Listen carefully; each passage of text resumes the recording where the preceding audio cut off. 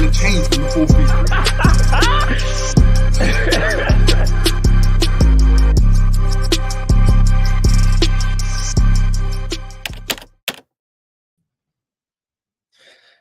Yes, people, and welcome back to something a little bit different. It's the Jerry James Show meets the Rams stand for the first time ever.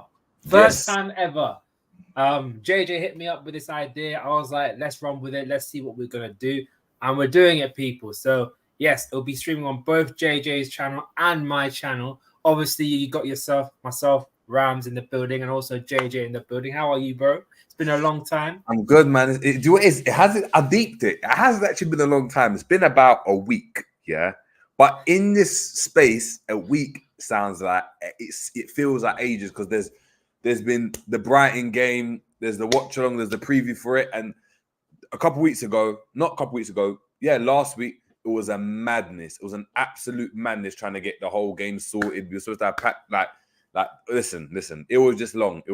Couldn't get it done. So look, I'm happy, man. I'm happy. And look, guys, make sure we're smashing the like. Make sure we're heading over, obviously, to the Ram stand as well and smashing the like there as well. We're trying to get to 100 million subscribers also. Not on that 200 million yet, but we're trying to get to 100 million. So I need everyone in the building here. Even if you've got to leave this channel, head over there, hit that like button over there, and then come back. And if you're watching on a repeat as well, make sure we're doing the same. Guys, it's going to be very different. I don't deserve to host a show. I just don't deserve it. The channel needs nurturing. Ram's been about. So guess what? Ram's going to host the show today. I'm just going to be chatting. I'm going to be the Ram today. So you guys can get onto me. You can converse with me. And yeah, let's get into it, man. It's a Ram takeover. Ram. Let's go. So the whole idea of this actual video is international break. A lot has happened in Liverpool. A lot has happened. Playing Europa, playing EFL Cup, or playing Premier League football. And so far, we're doing all right, in my opinion. We're doing all right. We're fourth in the league, 3 points behind league leaders Tottenham and Arsenal. Still in the EFL Cup, we got a pretty routine game against Bournemouth, and we're top of our Europa League group. So far, things, it looks all right. And JJ, I always want your thoughts, because obviously your opinions last season about Jurgen Klopp and the fact that you weren't too convinced by him. And obviously, you saw what he did in the last 10 games. You're saying, okay, fine, he bought himself a little bit of time, but you're like, you need to do something at the start of the season. I'm expecting good things in October. If there's any problems, I'm going to be on your neck. So, are there any problems so far about Liverpool and Jurgen Klopp? On the whole, we're doing better than I thought. I'm going to be open. I'm going to be honest, guys. I'm going to be honest. We're doing better than I thought. I thought it would be mayhem. I thought it would be chaos. I thought the German man would be losing his teeth by now. I thought it would be the end is near. You know what I mean? It'll be like, if anyone's watched Lord of the Rings, I thought we would have been in a situation where, you remember when the king he's been poisoned by the witch, by that witch guy, and the guy's whispering in his ears and he's running everything, and you got the face of this old brother just sitting there like, I thought that'd be Klopp this season. I'm not gonna lie. But look, we're doing much better. Are there problems? I still think there are problems. I'm not going to be as naive and as kind of overly excited as some fans will be. It's just my nature. It is what it is. We need different. Do you know what I mean? In any walk of life, you need difference of opinion. But yeah, we've done much better. The start's been better than I thought we would have had. And look, we've been unfortunate in a few games, to say the least. We've been unfortunate. So look, good start, decent start, and look, if this has anything to build on, then look, it's a positive. It's been a positive first couple of months in the Premier League, Europa League, and obviously in the cups as well. Yeah, I completely understand that. I mean, we're thinking. I think so far we've got 17 or 18 points in the league. I think it might be 17 points if I just quickly check. We have got a fee. If the thing will actually load up for me, we are on 17 points. 17 points, 5 wins, 2 draws, and that obviously controversial loss against Tottenham Hotspur. In terms of, I just want to go deeper into the kind of performance levels that you've been expecting. Has it been good? Has it been bad? Compare it to your expectation of what you think were going to happen before the start of the season to now. Is it something that you expected, or is it like, they kind of surprised me? I thought they were going to be a lot worse than they actually are. put it this way. With the players that we've got, look, put it this way. Like, as I said, going into this season, I didn't expect anything. So hence, no one's really heard me saying anything mad, going over the top, making any outlandish statements, because there hasn't really been a reason to. Have I been impressed with the performances at some people? Not really. Going forward, we're a threat. So the combination between Nunes and Salah is really good. I think individually, some of our players, Salah being one of them, we've been fantastic. I think we're proving to people that, we're a problem. Like, our attack is a problem, if not one of the best in the league, one of the best in the world. Have I been totally astounded at what's happening in Liverpool from a footballing perspective? No, of course it's subjective. But when I look at the things that we can, the kind of the measurables and the tangibles, defensively, we're still conceding goals. We're conceding chances. We're struggling to keep clean sheets. We're starting off slowly in some games. So for me, there's a build-up. And when I'm looking at it, it's like, and I don't want to say I'm on the fence, because that's the wrong kind of terminology. But I'm in a position where I don't know, because we're so early in the season, I don't know whether to put on the red tinted glasses and say, you know what, we've just started, so we're only going to get better. So, in a couple of months' time, all these situations are going to resolve themselves. Or whether to be a bit more pessimistic, or not pessimistic, but a bit more reserved, and look at it from the perspective of we need to sort these issues out, because they're going to go bite us in the back. And I don't know how to look at it at the moment. I mean, the Brighton game is a great example.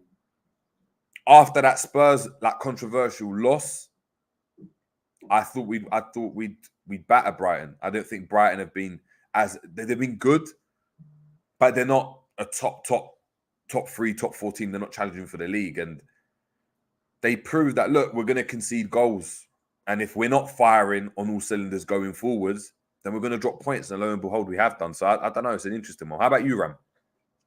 So the way I see it, right, I feel there's a lot of substance to what people are saying, especially those that aren't convinced. I think the fact that we aren't playing to the level that we're expecting to play, and the fact that the quality of players that we have, and just not being able to control games at the very, very start, is the fact that we're not in a second half FC. Second half, we turn into a different animal. But first half, we start lethargic. We can't even pass the ball properly. We can't even make a simple play. And that's a big problem. I'm not gonna jump over the fact that because we're winning, that we're not gonna talk about it. Because we saw against Brighton, come up against a proper quality team, maybe someone of an Arsenal quality, or even of a City quality, we're just gonna get battered. So obviously, I'm not gonna brush it under the carpet. But I will say, people complain that it might be a system issue. I am, on the other hand, I'm like, nah, I don't think it's a system issue. I think it's just down to individual lapses in judgment, individual errors. I think the first goal against Brighton is a mixture of both McAllister and Virgil van Dijk, because one thing I had about Virgil van Dijk is his passing ability is amazing. And the fact that Luis Diaz was behind McAllister and was open free, and he didn't pass it to him and even didn't see him, I'm like, nah, I'm looking at you sideways, Virg. And then obviously the second goal was down to a lapse in judgment, or a stupid bit of defending from Robertson. I don't even know if it was defending, just literally just standing there and jumping around like a ballerina.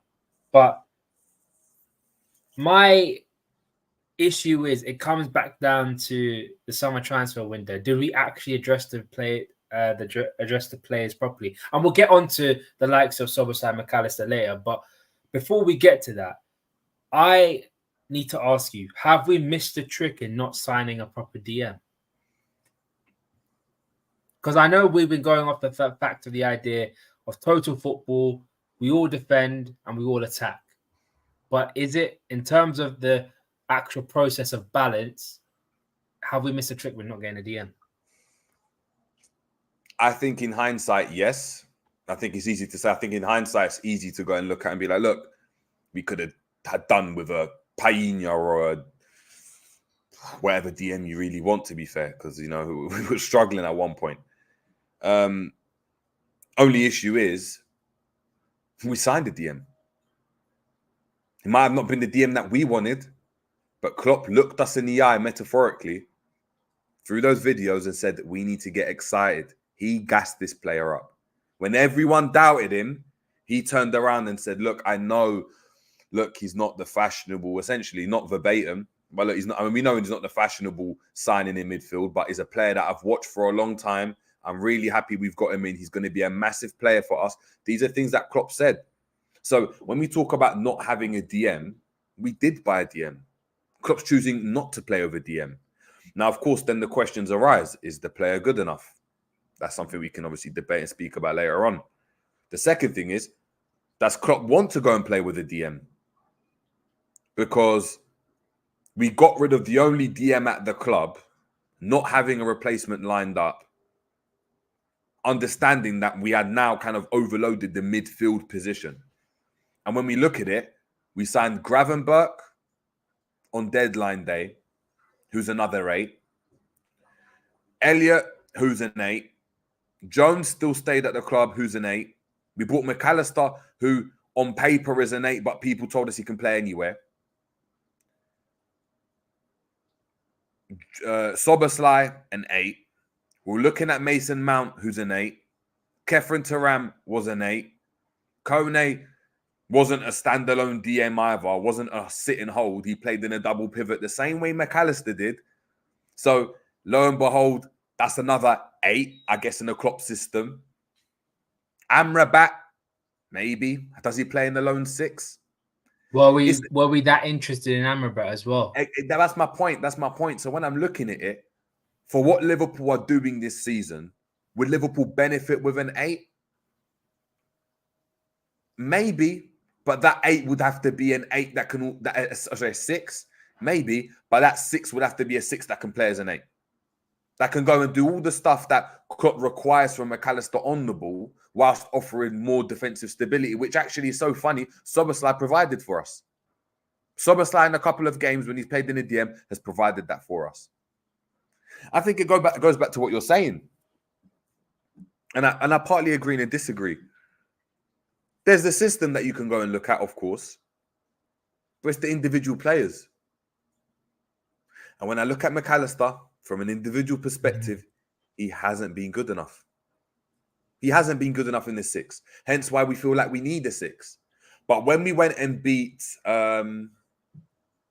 Bournemouth, Aston Villa, Bournemouth, who did we play with 10 men when Soboslai went into the DM?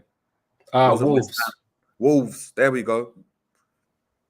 Did anyone look on the pitch and say we needed the DM then? Soboslai managed to do it reasonably well. So it's a very, very weird situation. I think you're right, but if we're using the excuse or the argument of, you know, we need a DM, then you've got to go and look at the system, because we've got a DM on the pitch. We've got a DM in our team, an out-and-out DM. So it's the system. If it's not the system, then you've got to look at the player. And is the player doing what's expected of him in that DM role? Has he been as good as people have been making out? Or have people been trying to be too supportive and too tribalistic with their kind of motives? That's where I'm at with this situation. And that's not to say, and I'll get into it, I'm not saying McAllister's dead. I'm not saying he's trash. I'm not saying he's the worst player on the pitch. No. But unfortunately, this is the role he's going to play. And for the foreseeable future, this is his role. And if this is his role, that's the position he's going to play. So we have to rate him as a DM. You can't keep... There's only so long we can keep saying, oh, yeah, but he's the deepest midfielder in the 3. Yeah. Oh, yeah. Oh, he's playing out of position, because it's not like there's injuries and he's having to cover. He's come in and that's the only position he's played for Liverpool. That's the only position he's ever played for this club. So right now, as it stands, if you didn't know who McAllister was, if this was a Sunday League team, right, he's a DM. I don't know. That's a fair point. It's a fair point. And obviously the big counter, if you want to say the counter argument to the idea of Mac flopping the way he is. I wouldn't say he's flopping, but people do believe he is flopping at the moment is that he's playing out of position. He's not playing as a 6. He's been asked to do so much work.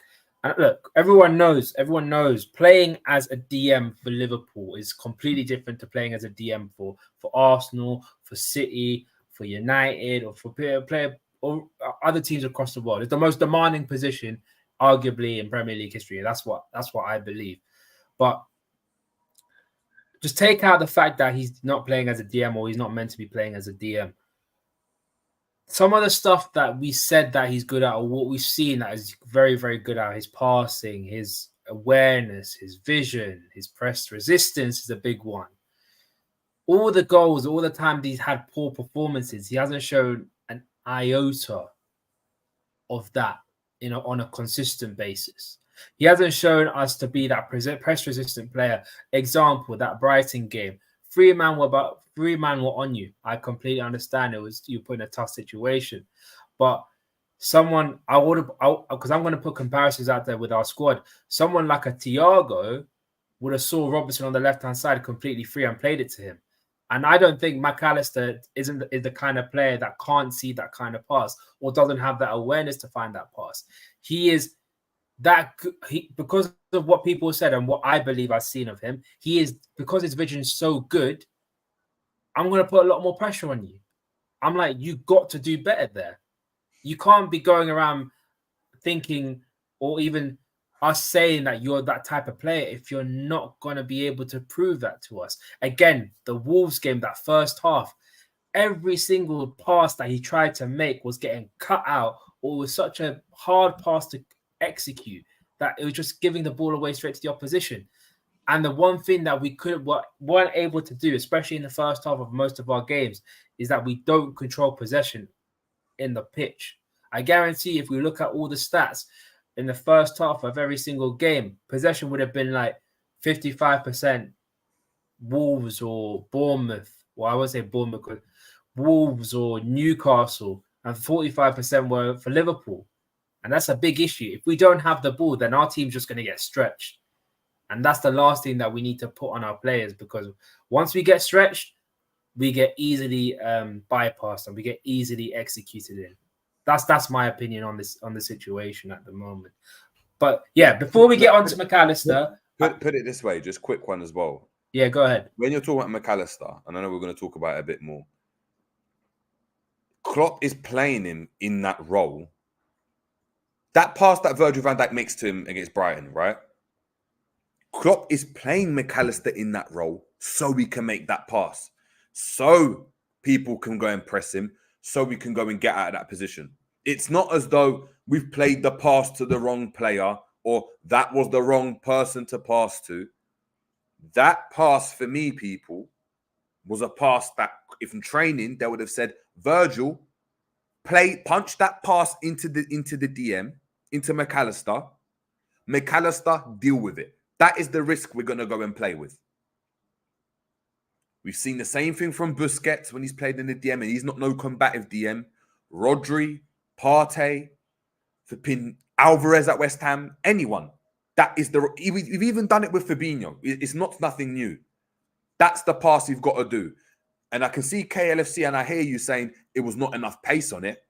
That's arguable, because if there's information on the pass. If Virg punches that pass into him very hard, the requirement of the midfielder or the player is, okay, you're asking me to go forwards.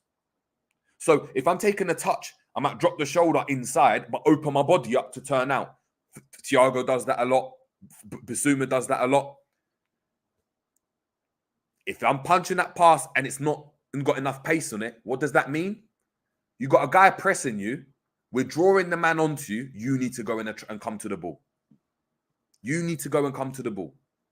And you know the information. It's like if I done a 1-2 with you on the box. If I do a 1-2 with you, but I punch the ball into you, it's because I want you to go and play first time. I want you to do the one. I want you to play one touch. If I set the ball into you where it rolls into space, it's either you take a touch, or guess what? You have a shot, or you do something else. I'm setting the ball into you. there's information's different depending on how you're going and playing the pass. So you can, of course, go and talk about that pass and say that pass was trash. McAllister's on his heels, though. For me, listen, the midfielder, like I said, we can get into it, but I think he's not doing the basics of what's required in that role, let alone anything else. And I haven't even got onto the defensive side of the game. On the ball, he hasn't been as effective as we thought he would. And you know what, JJ? What you're saying there about the weight of ball and the intelligence of how you have to understand the weight of ball. Saying this, people will say saying that is just easy to say that. But again, I will put it back to what we've said before we signed him, or what people said when we signed him. Intelligence, technical ability. These are the kind of stuff that Alexis McAllister should possess. And all you're saying should be light work for him. The reason why we got a player like this is because, that's the type of player he is. It's not like we're punching the ball into flipping, I don't know, let's say we went and signed for Decore or Endo. And you're like, Endo, do you know what I mean? Like, we've seen it. I understand that. The whole point of playing McAllister is because you want to play with that risk. You want to have a player, you're taking the risk and saying, okay, we've got a player that's very, very good defensively, but not as good on the ball. And you've got a player that's not as good on the ball, but is very good defensively. We've gone for the guy who's really good on the ball. That's the decision they're asking him to go and do. I'm speaking from someone that coaches at an elite level and I've played at an elite level. I'm telling you this for free. That's what goes on. That's the situation. And there's many a time, and I can see people in the comments, there's many a times when people are like, oh, you know what? That's the wrong pass. It's a dangerous pass.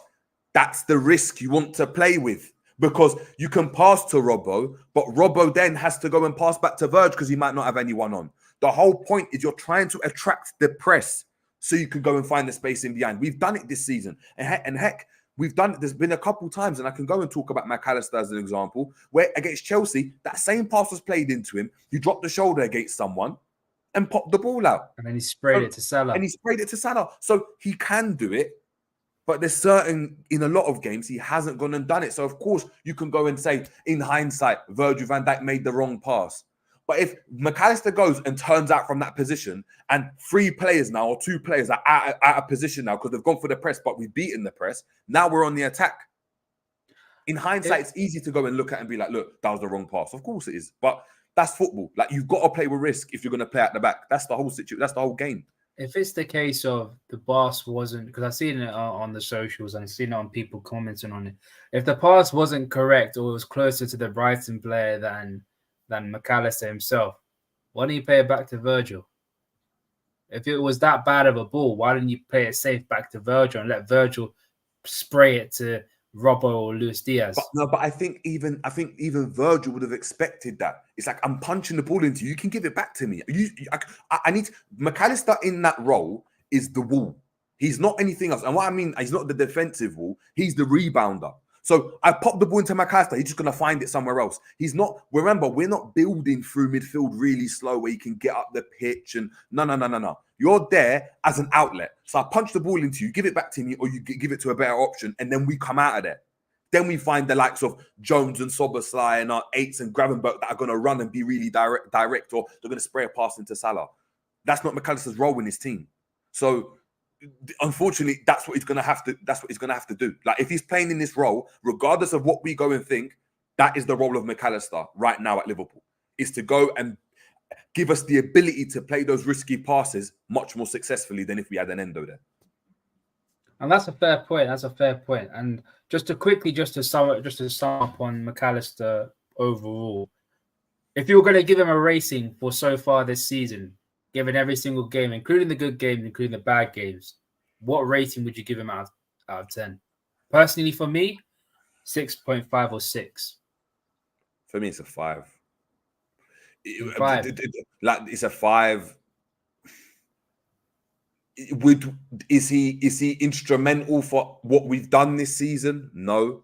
Can he become instrumental? I think he's got the ability to, but he hasn't been. I think we could have gone and played Thiago there, and McAllister wouldn't have been missed.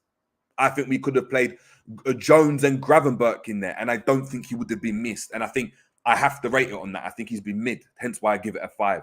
It can't be a 7 because of 1 assist, in my opinion, or an 8. Some people have. I heard someone tell me he's been an 8 out of 10. Do you think he's hiding? Do you think he's getting a lot of leniency because of that price tag? I think so, and I think also Liverpool are doing well. Like in general, as we spoke about earlier on, a lot of people didn't expect Liverpool to be in the position where we were, where it's like, oh, you know what? If we go and you know what, beat Tottenham, we're going top, and we never thought we'd be in that position. So of course, you can go under the radar, but if we were performing as badly as we did last year, then we'd be in a situation. Do you know what I mean? Then we'd be looking at it and being like, oh, has our signing done as good as we think? Of course, because you hyper-analyze everything else. When we're doing well, it's fine. And hence why I'm saying, like it is what it is. He's been mid. He's been a 5. He's been like, all right. Like, I'm not there scared if McAllister doesn't start. The same way I'm scared if Soboslai's not in the team. Or I'm scared if Virgil's not in the team. Or I'm scared if Salah's not in the team. McAllister's been nowhere near that. Jones has been better than him. Careful, he has.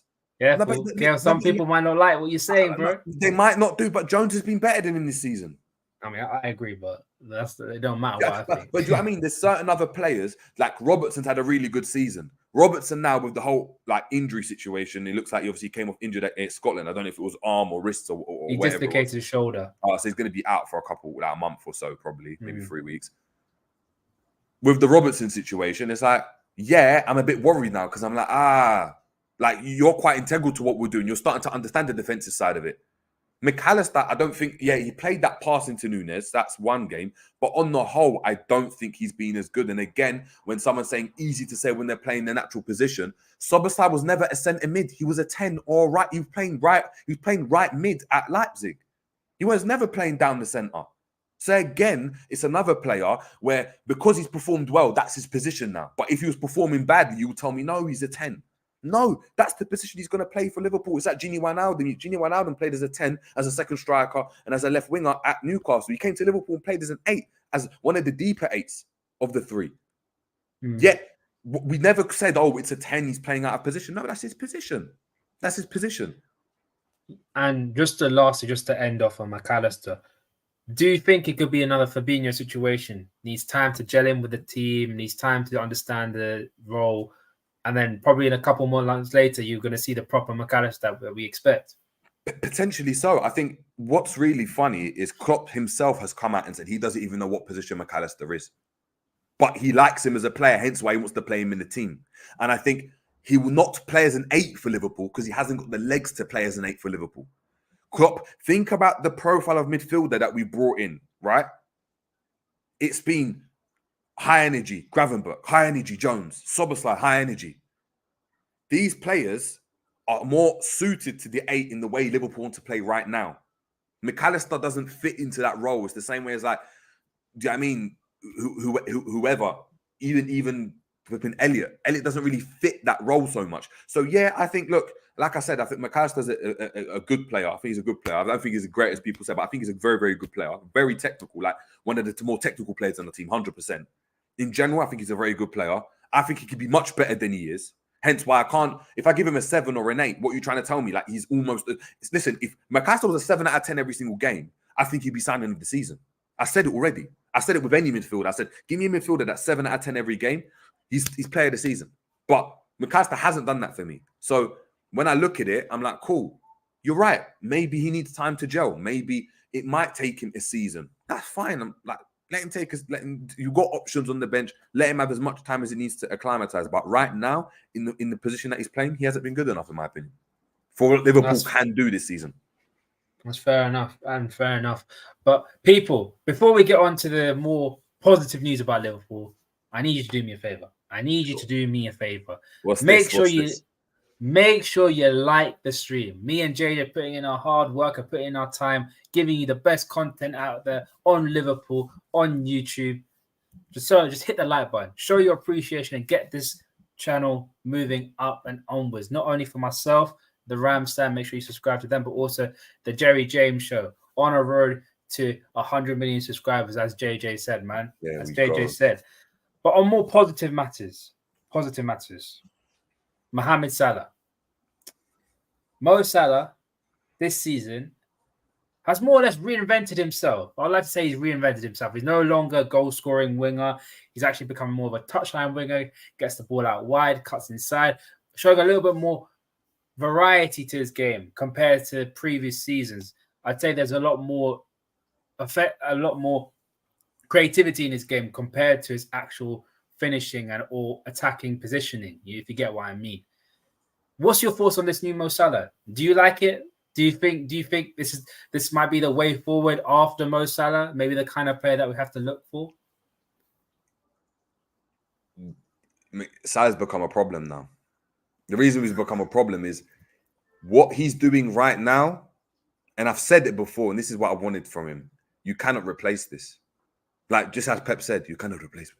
You cannot replace him. You cannot replace that. It's impact, all-round impact in the game. Crucial moments. Gets the goal when you need it. Finds the pass when you need him to. Keeps the ball when you need him to. Wins a foul if you need him to. I'm not going to lie. I'm going to throw it out there. If he carries on doing what he's done this season and carries on this role, he's honestly, I think it's going to be his best season ever. No way. Better than 2017-18. No, but reason being, look at the team we've got. Like, you have to understand, like... Nah, do you know why I won't hear that, JJ? Salah, listen. Salah has gotten goals. He's gotten goals. But he's gotten goals when other team players were getting goals, when other players were creating, and the system was firing on all cylinders, and it looked like we were honestly... Like, it was the best Liverpool I'd ever seen. It was like, oh my God. Like, we went into games and it's like we knew we were going to win. Like, we just knew. That's the best Liverpool I've ever been. And you got goals in that system, 100%. For him to do what you're doing right now, it's different. It's different. He's not in the same positions to go and do it. He's not playing up front the way Suarez did. He's playing out wide. He's creating. He's assisting. He's drawing men to his players. He's getting goals when we need him to. On form, he's absolutely ridiculous at the moment. Like, listen, this is the Salah I wanted. Give me this Salah all day of the week. Take any. I don't care about the running onto crosses and stuff. Yeah, finishing's cool. I get it, but you can finish anyway. How about when he can't get in that position or the players can't find him? Then what? Because a lot of players would argue, oh look, he's not getting the service, hence why he's not getting his goals. Remember that was, with a lot of strikers, that's the talk. When they fall off and when they're not getting goals, they start looking at other reasons as to why they're not getting goals. Do you know what I mean? So it's like, oh, look, he's not getting service into him. They're not getting the ball into him quick enough. Salah's got, all right, you're not getting the ball into me quick enough. I'm going to get the ball into you guys. I think he's been absolutely outstanding. 2 seconds, because we've got a couple super chats. Let me just read them out. Big up to Kloppinho. Kloppinho saying Szoboszlai is good, but I feel lied to. Just a workhorse. Listen. We'll get onto that. We'll get onto that. Don't worry. We got Gag and Deep as well. Big up to yourself. Appreciate the super. That's a massive super chat saying Max form is on Klopp shoehorning him into the lone six. He can play there sometimes, but in transition he doesn't know what positions to stop attacks. Hence why he gives away fouls. Play him at a left centre mid or a pivot. Listen, it's not gonna. It's in a double pivot. It's not gonna work because Klopp doesn't play like that, and that's just the position he's gonna play. There's nothing we can do. Like, he's a 24-year-old, 25-year-old man that's played football for a long time now. If he's played in midfield, I hope with all the coaching he's had in the thing, he knows what a DM's supposed to go and do. Whether he's got the physical capabilities is a different thing. But yeah, 2 seconds. I'm just getting my charger so you can carry on. Yeah, that's all good. But yeah, just on that point on McAllister, the way it's impossible for us to play as a pivot because of the actual balance of the team. The reason why Szoboszlai is doing so well and getting into the defensive position is because both centre midfielders are asked to do that defensive work.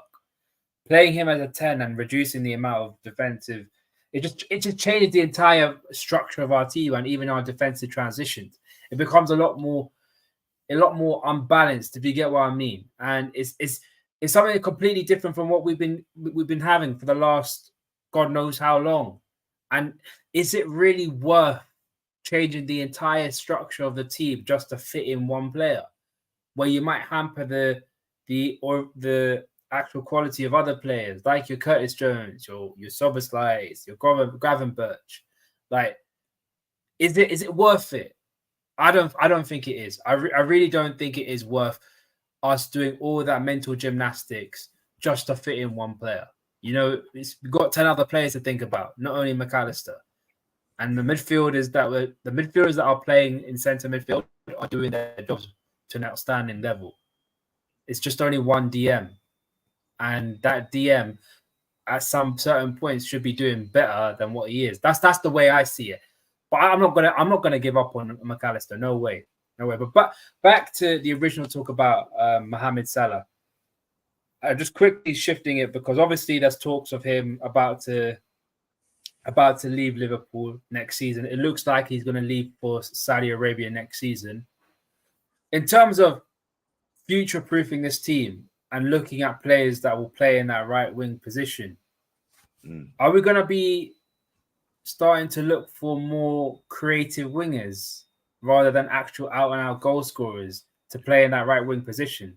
Because of the way we're playing and the fact that we're playing an actual number 9 at number 9, and we're not playing a Firmino, it don't look like we're going to be trying to play with Gakpo that often. It's more or less Darwin Nunez up front.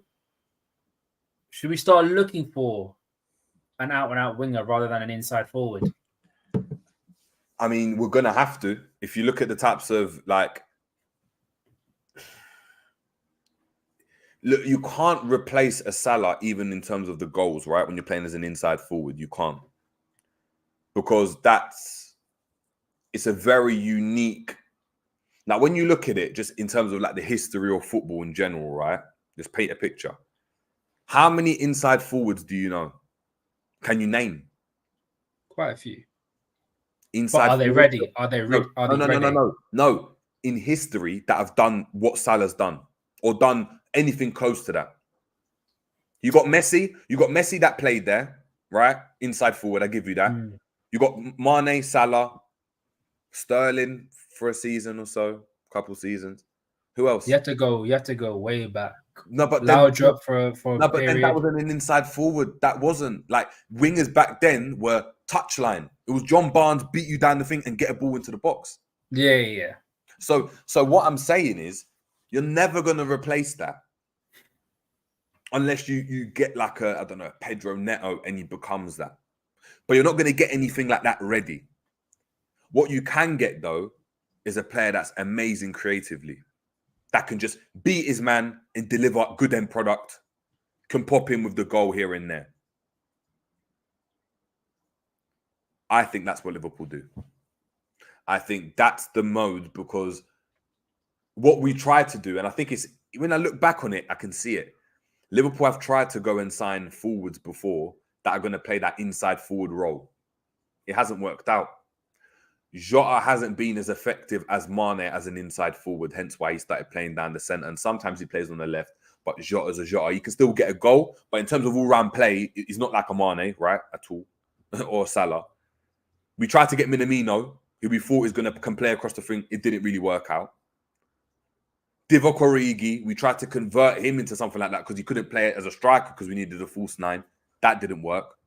Cody Gakpo out on the left. Klopp doesn't fancy him there either. So I'm looking at it, and we've gotten Diaz, who's showing that you can do that inside forward role. But naturally, even if you look at his best performances for country and club, it's been him as a out and out kind of winger. I can beat my man and do whatever. I think that's the route to go down. I think that's the route. Who do we go for? Who? I don't know. I'm genuinely being honest. I don't know. Whoever it is, he just has to come in and bang though. And what I mean by bang is he doesn't have to bang in terms of getting what Salah gets in terms of numbers, but he has to be part of, but he has to be part of a team that's just doing well. He has to come like Grealish when he came in, he didn't bang, right? And people criticize Grealish, but every other facet of Man City was doing so well that they still won. They still won. So it's like, even now he won. Like, we won with him. Then when he gets better, we won the treble with him. So it's like we won. And that's what it have to for a Liverpool equivalent. So that might mean challenging for the title and not winning or whatever it is, or getting to a final. He needs to just be part of that. Someone made a comment right there, and it's not entirely what I want, but I've been asking JJ thousands of times. Trent right wing and get a new right back. Bring it back to the old Borussia Dortmund days with Kuba on the right-hand side. He ain't got the pace like Błaszczykowski, though. Trent hasn't got... Błaszczykowski was rapid. But Trent has more technical ability than Błaszczykowski. Yeah, but pace is the equalizer, though. If I can tap it past you and beat you to the ball, like, it just causes problems. Like, that's why Mane and Salah have been so effective. That's why we've got Diaz. That's why we've had such fast players on these wings, because I'm going to tap it past you and I can get past you. The guy has to have pace if he's playing out wide for Liverpool. You have to. Like, that would be more like reminding me of like Bayern Munich 4-2-3-1. And even then they have pace, them wingers. But no, not even Bayern Munich. Germany 4-2-3-1. Like where Muller on the right hand side. Yeah, when you've got like three 10s or three midfielders or three functional players that can just rotate. And that I can hear that. But Borussia Dortmund, no way. Like, you need pace. Like, I don't think you understand. Błaszczykowski was rapid. He was rapid. I remember him. Rapid. Even Piszczek got that right hand side on lock. Exactly. Piszczek and him got exactly. And then what? And then feeding Lewandowski. If they're dominating the ball, Piszczek was putting the balls into the box. If they didn't have the ball and they wanted to counter to you, it was Błaszczykowski. So it was just like raw, like it was mad. That's what a lot of rival fans have been saying. I mean, they've said it to a very extreme sense. As in, once Salah leaves, you lot are finished. You lot aren't going to do anything. You're going to be screwed. But it is a big problem, not because it's difficult to, or it is difficult to find someone like Mo Salah. It's just how good Mo Salah is. Mo Salah this season, statistics-wise, I think he's got 9 GA in 8 games. Yeah. Performance-wise, even then when he's not playing well, or he's not even in the game, just that one ball, plays one simple ball, and we end up getting a goal from it. His positioning is great. Every single facet of the game that he does to a T is at an elite level.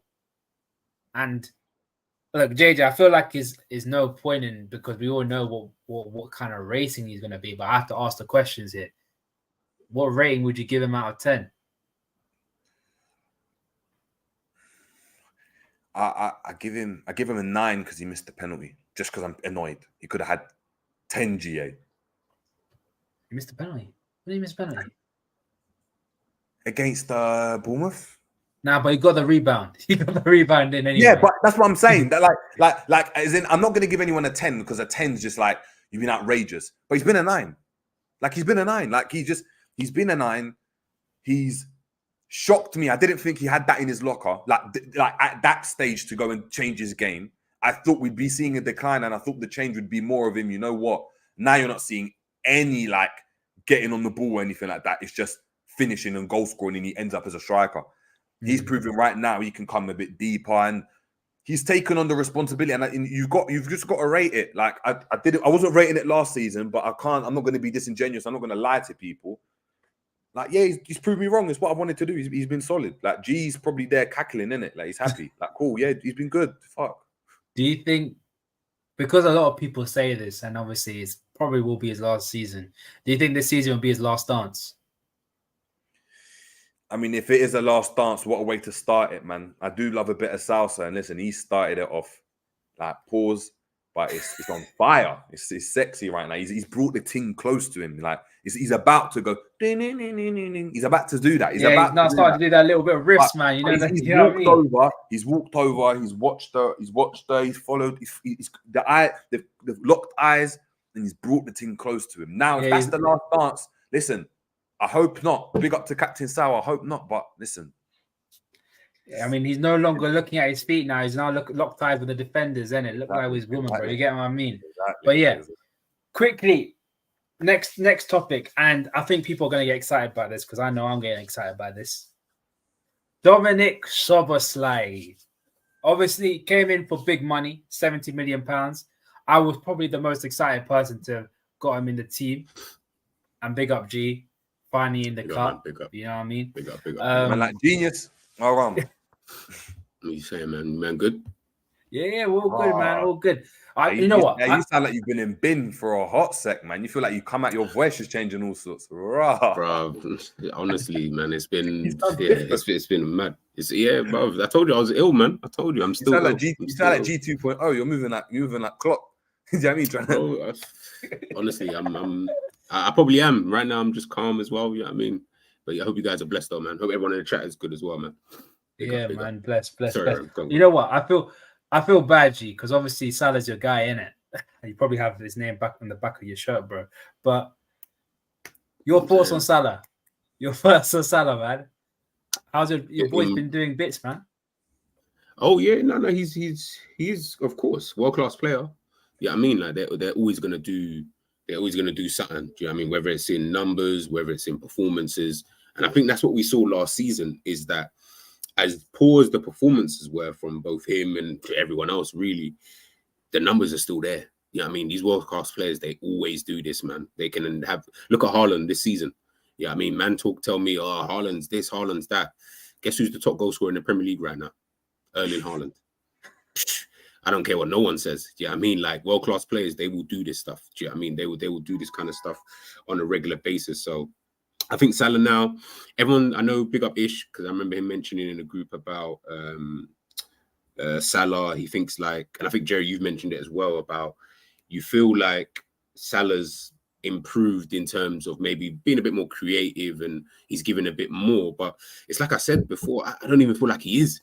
I feel like Salah's exactly the same as he was before. I feel like the difference now is that he ain't playing with world-class players anymore. He ain't playing with no Firmino, no Mane. So we're going to notice it a bit more. Man's got Diaz, Nunez, Gakpo, Jota. These guys ain't world-class players. Do you get what I mean? So he's having to, you could say, do a little bit more, but I just feel like it's just more noticeable. Like now you're like, oh, okay, cool. On that right side, now we really do have world class, and it's quite imbalanced because he's the only world class player you've got in the attack. So everything looks like it goes through him. It does this, it does that. But then we're seeing the fruits of that. Do you get what I mean? Where Nunez scored a couple goals, Diaz scored a couple goals, Jota scored a couple goals. I want to say Gakpo scored a couple goals. Let me not quote that, but I think I think he's literally got 2. So it's like I feel like with that's just what it is with Salah. Do you know what I mean? I feel he ain't really gotten any better or anything. I feel like he's kind of the same, to be honest with you. I just think now he is more central to what we need because we're missing Mane, Firmino, and stuff like that. But how about last season then? Because last season, I'm not gonna lie, when he was doing this out wide thing, he was poor. Like I'm not gonna lie, I know. Obviously, still got his in the end, but all round play, like I'm looking at Salah, and I'm gonna say this to be controversial, right? I know people are gonna go mad in the comments or yeah. You see, like a Hazard, yeah, he didn't have to score or assist to have an impact on the game. I know what you mean. Salah right now, I'm watching him, and it's like, like you didn't even have to assist in that game, and I still would have given you a 7, 8 out of 10 because you're being that good. Whereas before, my critique was with Salah was, you get your numbers, but if you're not getting your numbers, you're not really doing too much else. And but I think that's where he was reliant, as you're saying, he was reliant on those players that you're talking about, your Bobbies, your Manes, your everyone else, to go and do that.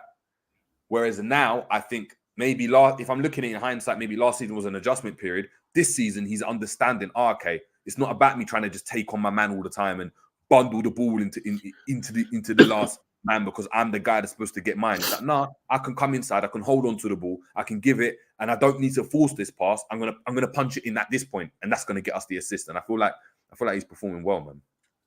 I feel like he is performing well. Sorry, go on. No, just a quick point to add on JJ, and I want you to get your thoughts on this. Yeah, compared to the previous seasons, yeah, and I think this is the only aspect of football I would say that we both appreciate, yourself and myself as well.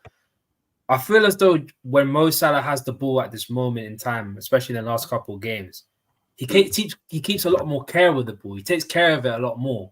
With last season where he was just like, I'm just going to try and find that cutting ball. If it don't work, it don't work. But now he starts to be a little bit more colder, a little bit more methodical when it comes to his methodical. That's the word, methodical. When it comes to his attacking play. I think that's just more of a team thing. Do you get what I mean? Because last season the team just weren't really.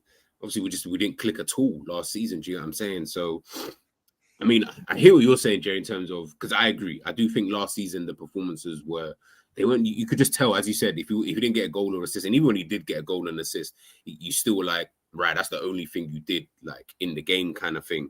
But I mean, he got 19 or 20 assists last season and 30 odd goals. Like, I think there's different ways to measure the level and ability of how good someone can be. And I think you're right about the Hazard thing in terms of sometimes he didn't even need to score or assist. But I feel like that's because of the nature of the team. Whereas in this kind of team, I feel like that's just how it is with Salah, is that he is just going to be effective because of how we play, because of what we do and how he plays. He's either going to be effective or ineffective if he scores or doesn't score, kind of thing. And I just think that's just more nature of last season. This season, we're a little bit better.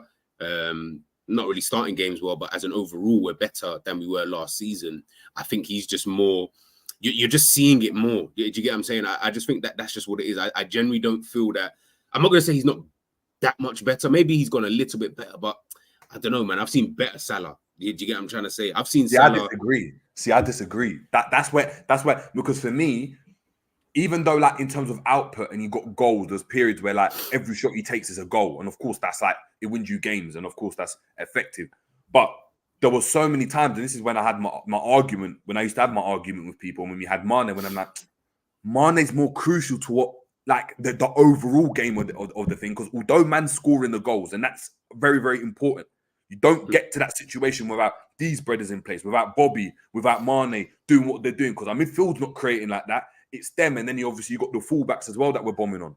Now, like, and although of course on paper the stats look mad, it'll be like, oh, Salah with like 30 goals and like 8 assists or 9 assists, which is mad. Yeah.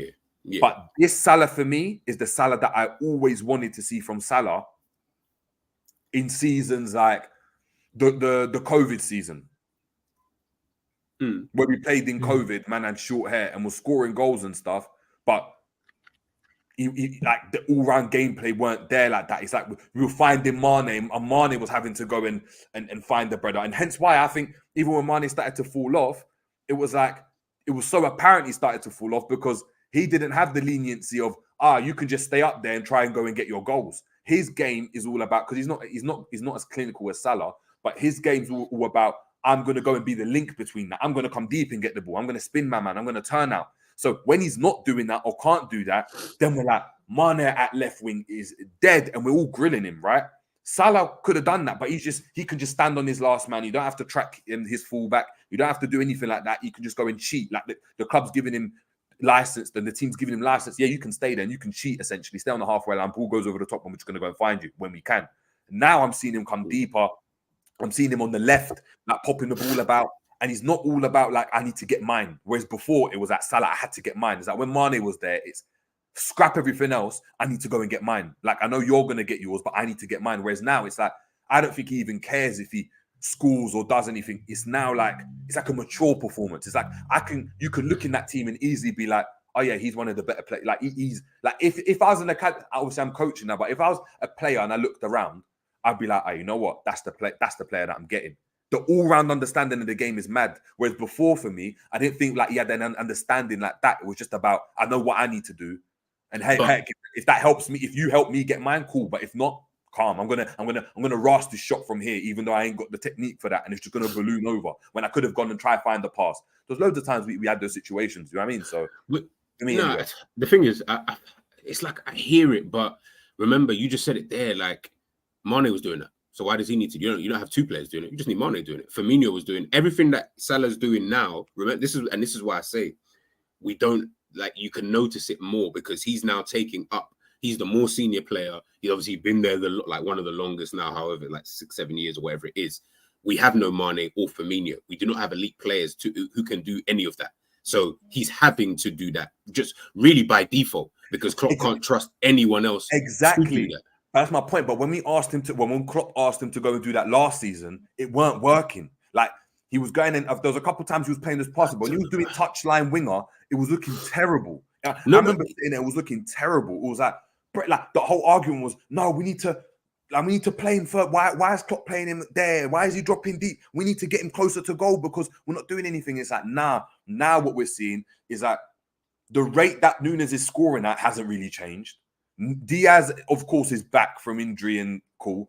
Gakpo's been worse than he's been yet. And I know that midfield's been obviously better, but our output hasn't been too bad in that regard. Yet his performance has gotten better. Yes, I agree. He's had to go and do that because these players weren't there. But I'm talking about last season, those players weren't there. And remember, we were talking, and I was like, that's what I want to see from him. I want to see all-round play right now. And he weren't giving it to me. Hence why I was saying, this guy, I know he's getting the numbers, but he's moving mad. Now, I'm impressed. No. Again, listen, look, be impressed. I'm happy that. I know. Of course, you're happy. Look at you. That Salah tattoo is burning in the back of your. Yeah, man. On the back. But for me, the way I'm looking at it is like this. If he's doing it now, that tells me he could always do it. Like, you don't just switch it. Like, this doesn't just, he's been, so all of a sudden he's now turned into this all-round player. Like, that means he could always do this. Like, this was always there. He just wasn't asked to do the job. So now he's doing it. You're seeing it. That's the only way I can really see it. But aren't you sort of reaffirming JJ's point? Because the whole idea of what he's saying is that Mo Salah's mentality and the way he comes up to games and the way he's sort of wants to play the game now is a lot more mature and a lot more, okay, I've got more honest to do my thing for the team rather than actually going out and getting GA. I mean, this is why I say it's a tricky one. Obviously, we'd have to wait until the end of the season, really, to then compare it, obviously, properly. So I can only really speak for the games that he's played now. 19 assists last season? I don't know about anyone else, but that tells me that's a guy who was playing for the team. The team was just shit. So it's tricky for me to then, don't get twisted. Like I said, we are better overall. So that's obviously going to contribute to whatever he's doing now. But I honestly don't see too much difference between him this season and last season. Just purely the fact that we are just better this season, kind of thing. Like, and now he's putting himself. I mean, he still cares about the goals. Like, don't get just like the assist thing. If you asked him, he'd probably say, "I'd rather get more goals than assists." But that's like anybody, I guess. Like, they would rather score more goals than obviously get assists. So that's probably a silly statement anyway. But even in these kind of games, like, I still look at him and I still think to myself, there's still some games I'm watching him. I'm like, brother, you're not doing anything. You're still just standing there and just walking around as if you're Lionel Messi and you can just, bot the pitch and do whatever, blah, blah, blah. You're not helping out on that right-hand side. We still look relatively weak on that right-hand side. But fair enough, that's just the role. But I do think Klopp has asked him to do a different role than he was asked to last season, because last season was the first season without Sadio Mane. So where that was the first season without Sadio Mane, it was that plus obviously everything else that happened.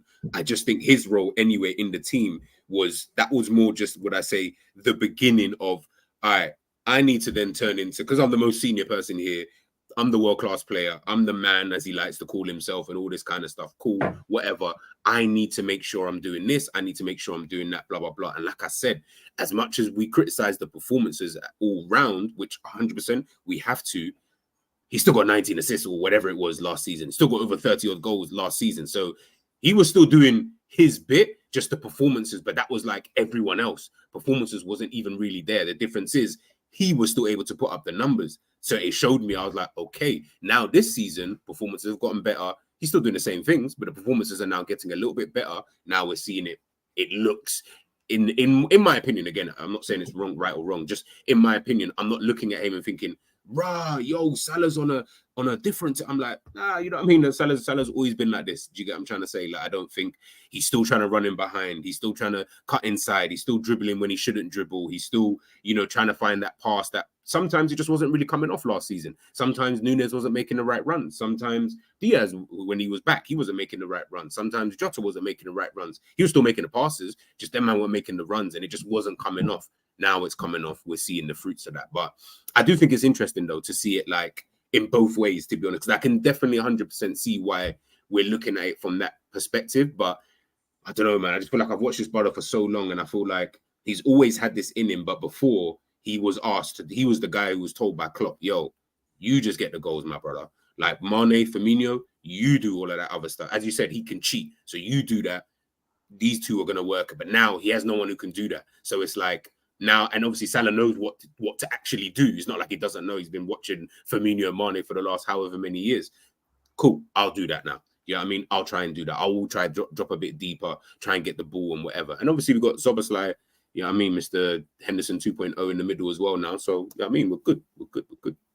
And just speaking on Szoboszlai, that is the next point of interest, you know. What I want to go to G first, because obviously you mentioned him just now. What have been your overall thoughts on Szoboszlai? And most importantly, do you think the fan base has overrated his performances to a T this season? I think we've overrated it a little bit because we're comparing it to a man who was 33 and on his last legs. So yes, I do think we have obviously overrated it, you know, a little bit. I like Szoboszlai, man. I'm like you. I was genuinely like, wow, Szoboszlai. You know what I mean? Watching him for RB Leipzig, watching him for Salzburg, I thought, all right, cool. Like, I thought I was getting that guy. Like, I was actually, for the first time and probably for a long time in terms of signings, of all the signings we made in the summer, he was the one I was looking at. And I was like, yo, if we get this brother clicking, yeah, cool. Now, people who call him Gerrard and all of that, cool, I can see what you're talking about because I can see elements of that in his game when he was at Leipzig and a little bit at Salzburg, but mostly obviously when he was at, you know, at Leipzig, and obviously him being captain for Hungary and all these kind of things. But watching him now, I'm just like again, not just the thing. It's not his fault, but he's just Henderson 2.0. That is literally it. He's not doing anything that much different to what Jordan Henderson was doing last season, outside of he's got better technique. He can shoot from outside the box. He's still doing the same things I saw Henderson doing last season. Like, nothing different. That fucking cutback, he'll try and do that. If not trying to do that, he'll try to dribble with the ball, sometimes in areas where he shouldn't be dribbling, but he's a bit better than he is better than Henderson, so he can do that and maybe get, you know, it will work for him in certain instances and stuff like that. Again, I'm not blaming him though.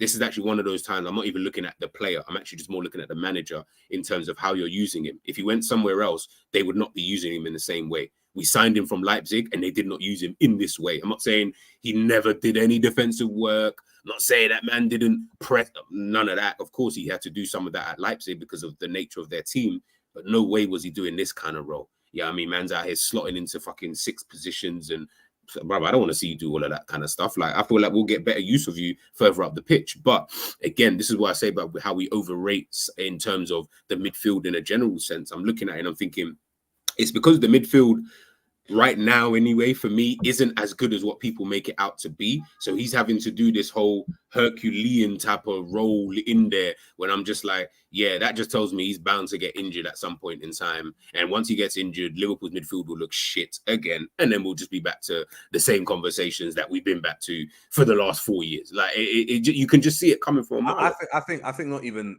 to go that far. All we need is a drop-off of performance from him. Yes, a poor literally. This. And for me, I'm so worried because I feel as though everything's going to crumble because everything starts with him. Everything. He can't.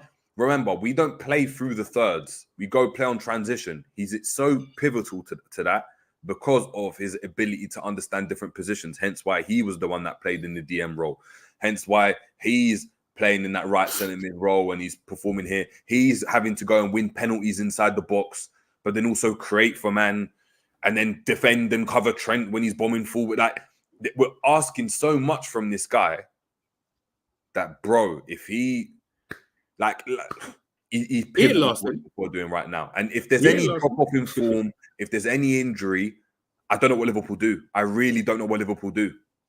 They have no one in the team who could do that role. They have no one in the team who could do that. And that's the problem. This is the problem that you have. And this is why I know we're winning games. And I don't want to criticize the team because we're winning games. You know what I'm trying to say? We ain't losing games. So I'm not going to sit here and try and criticize. But this is the problem when you have a tactical setup that is so quite heavily reliant on players that need to play in these specific positions or specific players being able to play in these specific positions. Otherwise, you just don't get the same level of that output. As Jerry said, if Elliott drops in there for 5 games in a row, fucking hell, that's going to be a mazza. There's no way that Liverpool, in my opinion, would even win 5 of those games because the drop-off in quality will be too vast. kind of only because of what Szoboszlai offers you, you know, in that kind of position. I'm just sitting there, and again, like I said, Szoboszlai is an amazing athlete, man. You can like look, man, was showing me the kilometers and them thing there. I was like, I didn't know that you cared about that when we signed him, but you know what? If that's what we're looking at now, then that's what we're looking at now. Gee, I know that was a dig at me, bro. Allow me. No, bro. You know what? Forget even you. I'm just talking about everyone I've seen. Like, there's even, I had to even block, man, because it was getting on my nerves. Like, there was even like a Szoboszlai, like, not like, it was like a Twitter page, but he would give you like the stats and stuff of every single game and blah blah blah, and every single stat was, yeah, he ran this much, and you know, he's pressed this that, and and I'm just like, all right, but when he was at Leipzig, I know for a fact nobody looked at his pressing stats, nobody cared about how far he was running in games. No, but I'll say, okay, we'll use you then. We'll just say you. But no one was looking at his pressing and all of that kind of stuff and was saying, oh, you know what? I can't fucking wait until he does 3 presses per game, or, you know, where he's doing this, that, and the other. I'm just like, do you get what I'm trying to say? It is just one of those kind of things, man. But like I said, he's an amazing athlete, though. He is generally a really, really, and you could tell he's got a massive football brain as well, because he can just slot into different positions, whether it's in the 6, in the 8 position, need him further forward, he can do that kind of position. I'm assuming if you put him out right for Liverpool, if we needed it when Salah goes to AFCON, he'll probably be the guy that we use, you know what I mean, in that kind of position. So look, kudos to him, man. Coming in to do the Henderson role, it's not easy, bro. So big up to him. He was basically what Ox was meant to be when we first signed him. Ox was meant to be what he was: the pace, the pressing, the energy, the long shots, the overall dribbling ability. He's just proving it. He's just doing it every single week, and the one thing, obviously, everyone knows. How many goals did Ox score in his last season before he moved to Liverpool? Does anyone know? Let me get up. It wouldn't have been a lot, because that was a time where Arsenal weren't doing that great, were they? In his last season, what are you talking about? The season before he joined, or the season that he joined? Because he played like 3 games for Arsenal before he joined us. No, we'll do the season before. He scored 2 goals and got 7 assists. So the long shots, what, did they not come, or like was he not doing them? No, because he was mainly deployed as a right winger, wasn't he? Because Wenger never played him as a centre mid, because he always played as a 4-2-3-1, and Ox was always playing as a 10. What's the most? Okay, then fuck it. What's the most amount of goals he scored? If you got the stats there, I don't know if you got like his all-time stats, like every season. What's the most he's ever scored in a season? Let me see if I can find it. I'll go on Wikipedia. It's 4. Okay, so when I'm hearing stuff like this, yeah, I'm just like, so I don't even understand what people are even when people talk about the Ox thing. I'm like, but we're not talking about a brother. No, sorry, 8 in all comps. 8 in all comps. Sorry, 8 in all comps. 8 in all comps. Cool. So again, we're not really talking about a brother who's like banging goals like on a consistent base. We're not talking about a Lampard type of player where I'm just like, nah, brother, he gets goals from midfield, you know, like. Yo, this brother, like if we get him in the team, that's you know, this, that, and the third. Like that whole Ox thing, I was like, I feel like that's just something we made up because we saw one or two shots from outside the box from Ox, and we were like, yeah, we need this in the team and blah blah blah and this, that, and the other. But I was like, he's not a guarantee of that. That's just a player that, you know, every now and again on a random Thursday or Wednesday or random Saturday afternoon when no one's watching the game, then he might be able to score from outside the box. But I always felt like that was always a weird thing. Everyone always said outside the box, boom, boom, boom, boom, boom. Whereas Szoboszlai, we know he can do it. We've seen it on many occasions. He's got the technique. Yeah, he's got the technique, and he scored like some of the free kicks that he scored have been amazing. Like I've seen him score either for Hungary or for Leipzig recently, or last season, should I say. But we're not using him in that kind of way. Do you get what I mean? So that I feel like that will be few and far between anyway, kind of thing. I don't know how many goals and assists Szoboszlai even has this season. I'm going to say 2 altogether. 2 goals. I think I don't. 2 goals, 0 assists. No, he has got an assist. I don't think he has got an assist. Sorry. No. I'm thinking of he was meant to have a couple assists if some of the boys could actually put it in the back of the net. But yeah. Fair enough. Okay, fair enough. So he's got 2 goals at this current moment in time. I don't know, man. I guess it's just a wait and see. At the end of the day, we got a full season. I just think that for me, I'm just all about, I beg you, just use these guys in positions that you signed them from, instead of trying to like put them into just some random, not random, but like in a different position to do a different kind of role, and it's not really working, and it looks a little bit kind of thing. Like, it's too many of this. Oh yeah, well, this guy, he can do this, so let's just play him here. Whereas instead of just going out and signing the guy that you actually wanted to play in whatever position, yeah, it just feels a little bit weird and a little bit forced, with me. But we're winning games. Well, I mean, we didn't win the last two, but we were winning games prior to this. So, yeah. Do you think, and G, do you think it comes back to the whole point that I said earlier this stream, is that we don't control the ball, we don't keep control of the ball, we don't take care of the ball when we have possession. We just always try to find that long ball or try to find that killer ball, and we try to play them on the counter attack. Is that something that, if we start controlling the ball, actually keeping the ball properly and playing quick interplay with one another and getting Szoboszlai into the right areas to actually penetrate the defense, we would see the Szoboszlai that you kind of would like to see a lot more? Yeah, of course. And I think that Szoboszlai, if we see that Szoboszlai, I think Liverpool will look a lot better in that midfield area, because I'm not saying he can't do the whole, let him control midfield and all of that kind of stuff. But this is where I look at Klopp and I'm like, this is why you're taking the L in certain instances in how you think in the players that you're signing. You wasn't supposed to sign him to do that. Get someone else to do that. He doesn't need to do that. Get him further forward. Get McAllister further forward. Get these players in those positions. I promise you, like, no word of a lie, Liverpool will look so much more deadly. And I feel like even in that attack, it won't have to now be, let's just ping the ball out to Salah and then Salah do something with it and blah, blah, blah. You don't need to do that anymore, because you've got those two players in those 8 advanced, whatever they call it these days, hybrid positions. Once you get those two in those two positions, oh my days, like McAllister, in that position, wow, he'd be dope. Szoboszlai in that position, being able to have more of an opportunity to take shots at goal and have the license, of being able to do that, instead of, now come on, I beg you, just slot beside McAllister or slot beside Curtis Jones real quick. I need you to dribble from here to here and then pop it to Salah and then do whatever it is you need to do from there. I'm not saying he cannot do that. That's the thing. He can do that.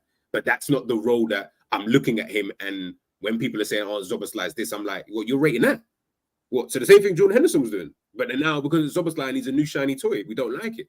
Come on, man. We got to stay consistent. Do you get what I'm trying to say? Henderson will do the same thing. Same thing. But we didn't, obviously, towards the end, he just couldn't really do it anymore, kind of thing. Whereas Szoboszlai is a different type of 8, in my opinion anyway, than a Jordan Henderson. He can do all of the running around and up and down stuff, but in the attacking third, that's why you're buying that guy, because he can do all of that stuff. Yeah, I mean, he can affect it really, really well. And I think the link-up play potentially with, say, someone like a Salah and Nunez or whoever are in that kind of forward position, or even McAllister potentially there, I think that will be so deadly, man. This boring, slow football that Liverpool playing and it just one ping to Salah, like, brother, it's so dead to watch at times, man. It is actually so but dead. It's weird. See, I disagree with that. I don't think Liverpool don't intend to go and play slow. Liverpool, the whole point of it, bro, but we're playing slow. I want Liverpool to play slow. Like, as in, I want Liverpool to play through the thirds and play slow. That's how you go and get your players on the ball. They get touches on the ball. Hence, like City. If you look at City's build-up play, it's the slowest. Actually, no. Is it the slowest? Yeah, City's build-up play is the slowest in the Premier League. It's the slowest. Liverpool's is like almost up there, with West Ham's being the fastest. Liverpool played too fast. That's my problem. Is Liverpool force balls in behind. They've been trying to be very direct. Get the ball into the final third as quick as possible. I think that's where Liverpool have the issue. I think the reason why McAllister's struggling, in my opinion, is because we play too fast. It means he doesn't. By the time he gets the ball's given away from him. He's not going to get it again because the ball's already in the other half. Hence why I don't even think he can play in the 8, because we won't be able to keep up. That's my problem with Liverpool. I'd love for myself, aesthetically, for us to get on the ball, be really methodical and slow, the way these European teams play and build up like that, because that's how I enjoy playing football. Klopp wants to play fast. It's about that gegenpress. We get the ball. Like, when you look at training, you should just go and have a look. It's just like, can we go in? How quickly can we get the ball in behind? They go 1-2, Rondo, bang, over the top. Now we attack. We lose the ball, next team comes on. Rondo, ball over the top. We press there, win it, and then try go and attack. I don't know. But don't you think with Manchester City, obviously, I think you had the graph up the other day. I don't know if you still got it. Yeah, but yeah, I think they're like obviously one of the slowest. but we all yeah. Hold on, let me remove that banner. Not that one. Yeah, here. Yeah. So yes, you see, they're so intricate. They're right in the corner. Right in the corner. So when we watch Manchester City, what's the one thing that we always watch with them? Slow and intricate. Look, we'll agree with that. Movement, though. We do not have movement with the slow build-up play that we are doing anyway. So regardless of whether you say you feel like we're playing maybe too fast for McAllister, there's no movement anyway, whether it's fast, whether it's slow. Virgil said it the other day when they've not made that mistake. They're trying to play from the back. They're trying to build from the back. That's what they're trying to do. So they're trying to play that kind of football. No problem. There's zero movement behind that, though. When I'm watching, say, Brighton, when McAllister was at Brighton last season, it's all about the movement in these kind of positions. Hence why we end up having to do it's just a ping to side. There's zero movement. That's the movement. That's what I'm saying. Liverpool don't play at the back to play through the thirds. Liverpool play at the back and we're talking about with Ram earlier, to engage the team onto them so they can hit the space in behind. So they can hit the space in behind, so they can get Szoboszlai to run in transition, to get Jones to run in transition. That's what Liverpool are trying to go and do. Hence why the movement's not going to be the same like Brighton, because Brighton don't mind having the team really, really, really deep, spreading it proper wide, like City as well, and having lateral movement to get on the ball, because they don't mind. But then Liverpool don't want to make it better. But wouldn't that make it better for McAllister then? No, for McAllister. If we're trying to... For McAllister, for McAllister, 100% it would. It wouldn't be as effective for Nunes. It wouldn't be as effective for Diaz in what they're trying to do right now. It wouldn't be as effective for what Szoboszlai has been doing right now and what people have been praising. Because what happens when you go and play as a 8 or a thing at Brighton and thing? Look at the types of 8s they got. Kovacic. Of course, they got Bernardo Silva, but he's a unicorn in that regard. Man City. Yeah, Man City. Sorry, not Brighton. Man City. Kovacic. They had obviously Gundogan before that. They have Rodri. They've got players that when you're thinking about in transition, they're not like mad. Do you know what I mean? They're players that like, yeah, give me the ball, yeah, I'll pop it back, yeah, give it. And they can almost jog that way because they're trying to go and play very intricately, very slow, and break you down systematically. If you're trying to be very direct, your runs have to be that way. Hence why Virgil gets the ball and he's trying to play that ball that way. He's not trying to go and pop it into McAllister for McAllister to turn out. They only do that when the team's sitting back really deep and it's like, oh, we have to go and do it. The first thing Liverpool want to go and do, come on to us, we're going to hit the space in behind. We're going to hit Nunes, we're going to hit Salah, we're going to hit Diaz, then we're going to go and try run at you. Think of the big games that we've gone and played. When we played against Chelsea, that's how our goal went and came, right? And even the disallowed goal. When we go and play against Tottenham,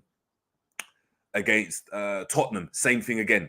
It's that space in behind. We're trying to be very direct. In the game against Wolves and Bournemouth as well, first 10 minutes of it, more or less every game is mad cagey because we're trying to be direct. What happens when we're direct and the team sits back? Then, of course, we've got to have a way of like, how are we going to break this team down? Hence why we then go and obviously we try to go and break them down. And I think that's then our problem. Klopp doesn't want to go and do that. If you went and asked Klopp right now, you can either make 10 passes to score a goal, right, and build up through the back, or you can make 1 pass and score a goal. He'll pick the 1 pass every single time. Guardiola won't do that. Guardiola will say, no, because there's a problem here. If we go long, then we could lose the ball. Klopp's like, no. We get the ball to the final third as quick as possible. Hence why when our movement, like, think about it, our midfielders cover more ground than a lot of teams. If you look at the numbers and look at, like, remember Szoboszlai's numbers, he's like covering more ground than everyone else because he's showing for the ball. He's trying to go and get it. But I could be a midfielder and I'm showing for the ball, right? But if I show for the ball, doesn't mean I'm going to get it because there might be a running behind that Virgil's pumped long or Alisson's pumped long or Robbo's gone and just spread the ball or Trent's hit a long diagonal ball. Guess what happens when I've got to go and do that? I've just gone and shown short. I've now got to support the attack. Hence, I'm now making that run as a support. What happens? By that time, Nunes has had a shot or we've not slowed it down. I've then got to run back and do the same thing again. Midfielding at Liverpool isn't a nice position the way we look at it like at Brighton. Hence why, like I'm saying about McAllister, right now, I don't really see how he's fitting because he's there because of his ability on the ball. I don't think it's been that great. But We're not going to see the same McAllister at Brighton as you've gone and said, because the game is too fast. We're not playing through the thirds where it's like, yeah, pop a ball, we slowly shift up as a team. We then squeeze you in that half. That only happens when the team's sitting back.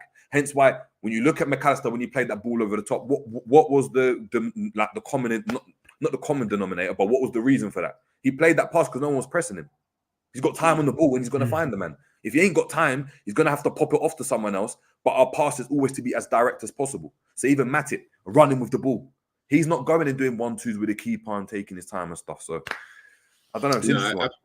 No. The thing is, everything you're saying, I kind of agree. Even just listening to that, I think that's where I will always have the problem. Again, it's just more preference in terms of the way we like to, watch football and stuff like that. And I just think you've got too many problems with that style of play. Where, as you said, if you're, I'm not saying, listen, if you could make one pass and like if you had a choice between one pass or 10 passes, realistically in your mind, logic will probably dictate and tell you, I'd rather go with one pass. Because it's like, well, it's only one pass that I have to worry about. But the problem with that one pass is that one pass has to be so fucking accurate. Like, and if it ain't accurate, you're losing the ball. And more often than not, you will lose the ball. The pass might even be fine. You just might lose the ball because they're just in a better defensive shape or whatever. So that 10 passes that Guardiola is doing, that's why, again, this is just more preference than not to say factual, just more preference. That's why I'll always go with that 10 passes because I'll be like, I'd rather go with 10 passes, players moving around because you can move up the pitch a lot better as opposed to risking losing the ball in that kind of sense. Klopp don't see it like that. Klopp sees that get the ball into the box, we can then win it higher up. We can win. Hence why I think, look at how Liverpool go and start the game. Look how Liverpool start the game. Ball goes back into Matip or Konate. Konate pumps the ball long into that diagonal channel. That's every game we start like that. We then try to win the ball up there. Because Klopp's like, we can win the ball up there. He's the same way a Sunday League manager will go and tell you, why are you mucking about with it at the back? Get it up. That is the principle. That is the principle. So we need to just accept it. No, I think that's just what it is. It is that. Obviously, Jerry said Sunday League. Obviously, I didn't say Sunday League, but yeah, it does remind me of that Sunday League vibe of just hoof it long. Yeah, I mean, we can win out there, lads. Blah blah blah. Instead of saying, well, we've got ball players. And I think Klopp actually wants to play the same way that he has been playing for the last 7 years anyway. He's just now using more technical type of players because I feel like he wants to try and maybe, as Ram mentioned, as you mentioned before, he does want to try and assert more control in that middle of the park. So what's the better, in maybe his eyes, what's the better way to do that? If I still get runners, but they're more technical, surely they should be able to assert that same kind of level of control, maybe that I want in the middle of the park. But if you're getting them to do kind of the same roles that you were getting Henderson, Fabinho, and all of this kind of stuff to do before, it's still going to be relatively the same. Hence why now people saying Curtis Jones is like Gini Wijnaldum. Szoboszlai is like Henderson. McAllister, I don't know what he's like. He's just there. But he's trying to almost play like a Fabinho where he can play that assist that he got the other day. Because we saw Fabinho playing those balls over the top kind of thing, when he was in his kind of pomp. And I feel like that's maybe what he wants someone like a McAllister, to be able to potentially do. I think, I honestly, at this moment, I don't even really know with McAllister. I just think he needs to just be dropped and maybe play someone else in there because you're just not really getting the best of him, and just let him find his feet a bit more because McAllister's a really, really good player. I don't think anyone's shitting on him saying he's a shit player. I think it's just more. It's like we expect more. Player. Yeah, we expect so much more, from you. At least Szoboszlai, we're not seeing the same Szoboszlai, but at least he's come in and he can do that. He can do the industrial stuff. He can run around, and be a nuisance in that kind of way. So you don't mind it. Whereas McAllister can't do that. Absolutely fine. I've got no problems with that because that's not what I looked at in your game. Your game was on the ball, as Jerry said, more playing through the thirds. Okay, Liverpool don't play through the thirds.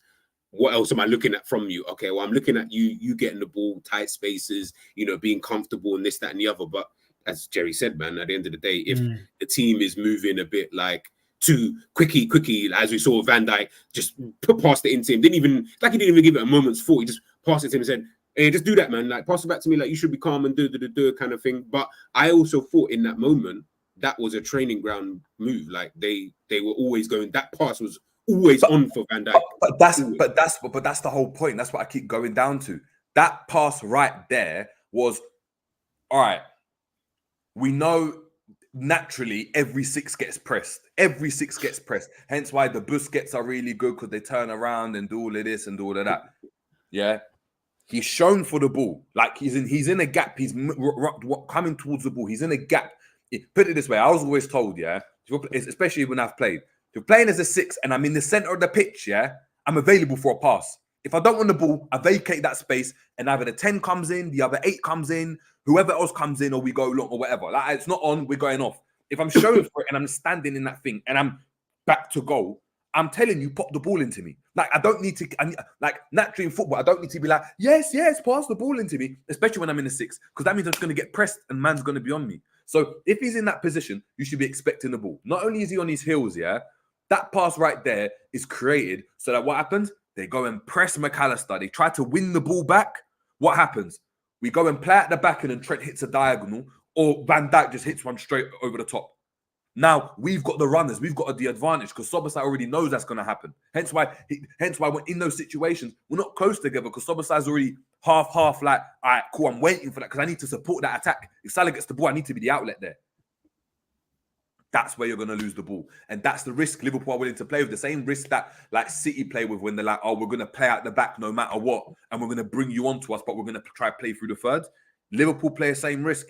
We're going to go very direct. We know that, and they look at percentages, innit? I remember Klopp speaking about it, saying, oh, look, or not even the throwing coach, or it's not Klopp, the throwing coach talking about when the ball's in the air, the likelihood of you winning, keeping that ball, it's not even like 50-50. It just depends on where the ball's in the area. If we're putting it into that corner over there, they're more likely either going to head it back into a player. If we know where the ball's going to land, on average, we're going to win the second ball or the ball's going to go out for a throw-in. And we're going to have the ball anyway. Then we can play in your half. City won't play like that. So, and the thing is, I hear what you're saying in terms of won't that be better? With Klopp, it probably won't be better because you're going to ask Klopp to do something that's not natural to him. Yeah, and but this is why I think you mentioned it. This was more last season, obviously, because of the way we were playing. This season, I don't think we're playing that kind of football. But this is why I'll always say Klopp's football is never sustainable, regardless of what anyone thinks, because it will always give you, unless you're constantly changing. Unless you're, yes, if you constantly change the personnel, I can see Klopp's football working for however long he wants it to work, 10 years, 50, whatever. It will last.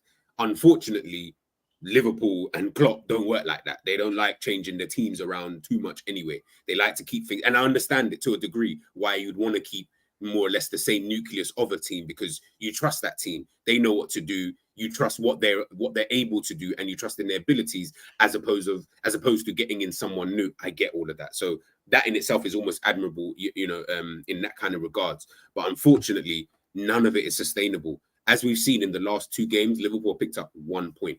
Now let's take away that Tottenham game just for the sake of it here, because of that whole madness. You look at the Brighton game. At the end of the day, Liverpool weren't really in any real control for long. They were control for bits of the game, but second half, I'd say start. Yes, we were. Yeah, start that second half, we were. So in patches, we were in bits of control, but clearly not enough because of the way that we play. And now, as I've said, every single game that we played, when you then come up against a team who then take their chances, this is what is always going to happen. That's why when we look at Manchester City, why is it such a shock when they lose? Because you're just like, fuck. Like these ain't. You don't look at their team and think, yeah, it's coming. You never ever look at it like that. With Liverpool, you're always watching them, and it's always like, it's coming. We can't keep getting away with it. Guess what? Last 2 games, 1 point. Regardless of whatever we want to say, and I'm not going to go into it, but whatever, we've come out of it with 1 point.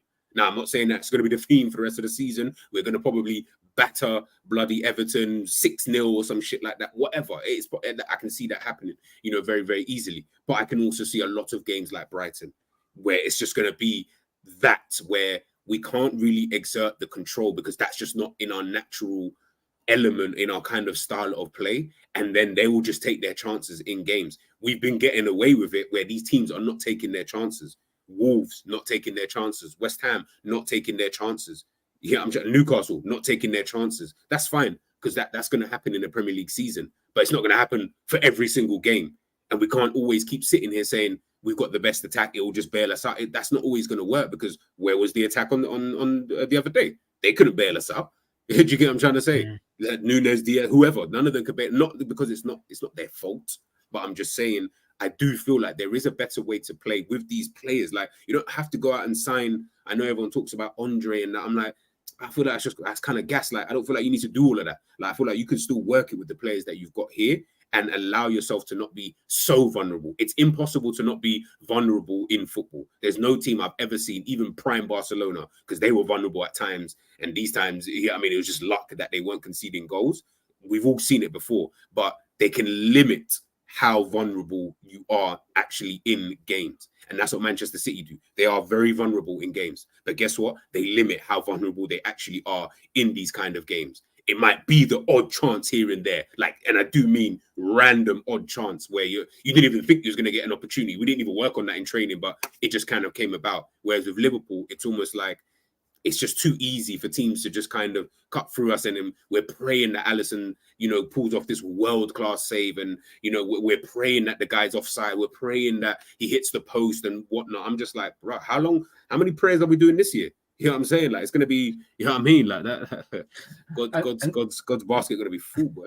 And just on that point, yeah, because we've mentioned about style of play and everything, and this is going to be our last point before we end the stream. Jurgen Klopp. I was going to ask you to, because obviously your thoughts on what Klopp was doing for the last 12 months has been under proper scrutiny, especially from you two.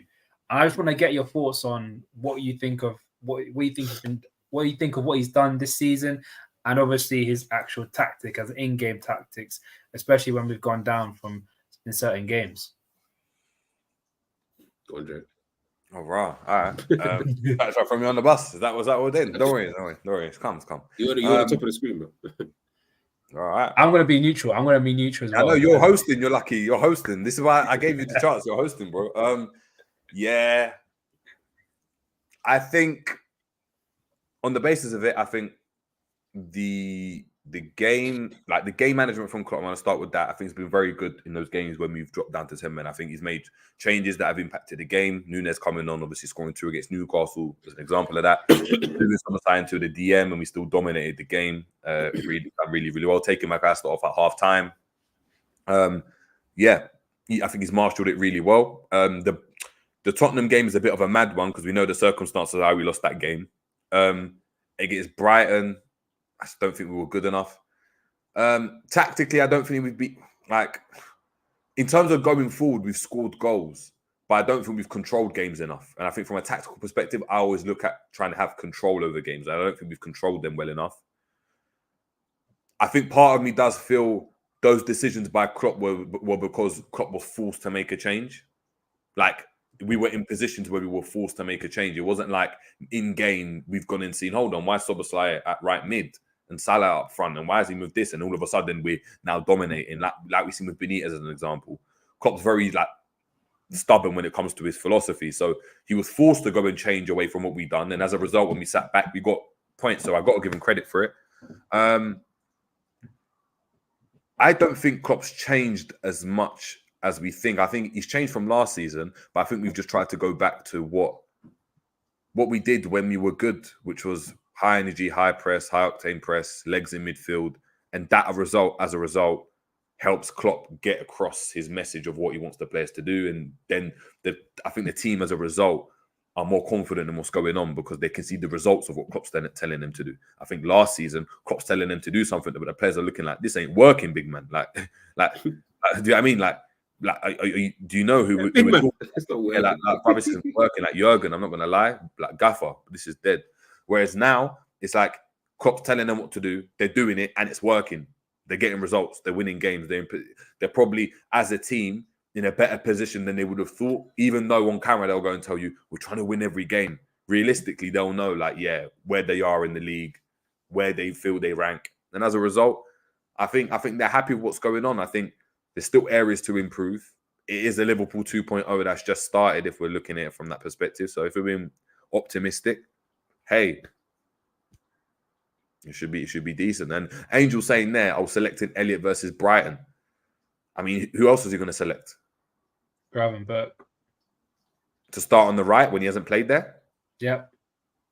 That's the one thing I disagree with. Klopp would never do. But Klopp would never do that. No, but that's the one thing I disagreed with. One thing I disagreed about that game massively was the fact that play Szoboszlai on the right, put Gravenberch on the left, because Gravenberch deserved to start. And one thing that he offers that Elliott doesn't is legs. It's understandable. But Klopp always in games where he thinks they're tricky. We know it from back in the day. We could have signed Naby Keita for 100 million that season. Now you're right. Against City, who is he playing? Milner, Wijnaldum, and Henderson, bro. Yeah, he didn't play Fabinho against City. He ain't playing Naby Keita because he's looking at it and saying, you know what? They understand the system.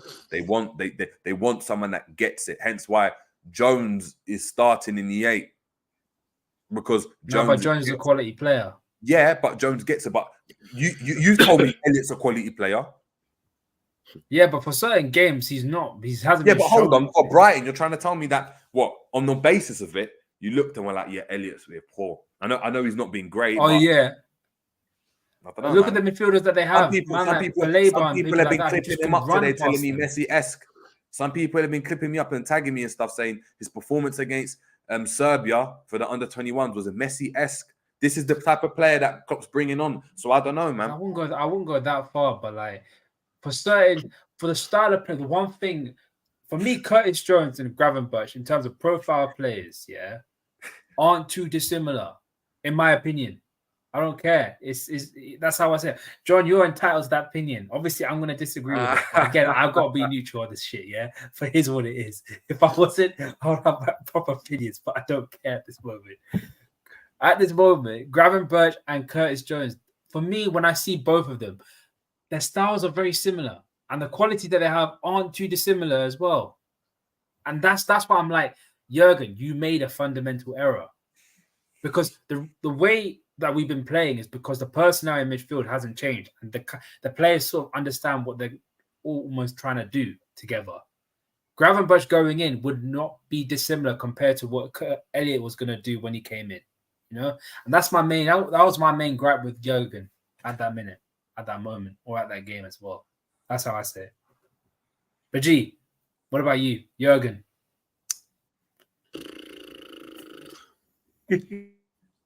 It's tricky, man. It's a tricky one.